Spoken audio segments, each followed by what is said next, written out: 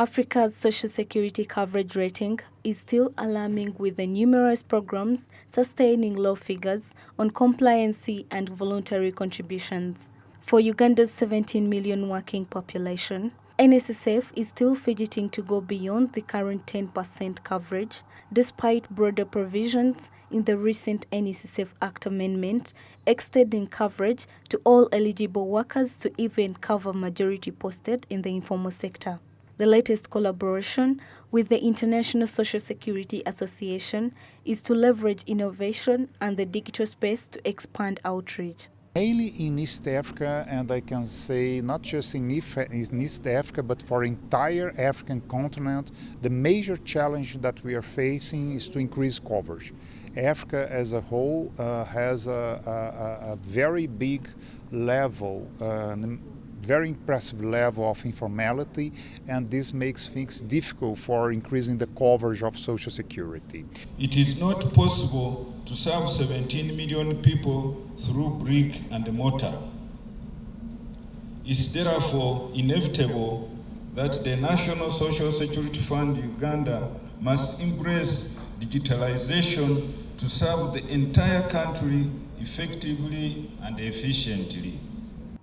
In shared aspirations for economic development, the International Social Security Association has designated NSSF Uganda as central hub for its operations in the East African region. This will not only bolster social security initiatives, but also catalyze Uganda's economic advancement.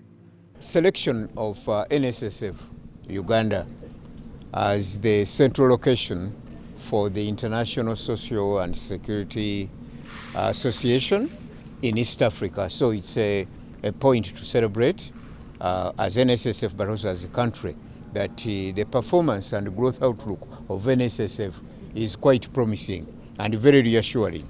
So it's a great opportunity for Uganda to show its leadership in the region in social security and to talk with other countries that are members for Eastern Africa to see what are their priorities for social security, in which way that we can develop things, develop studies, develop programs, develop events in which we can share the major priorities of social security for the region.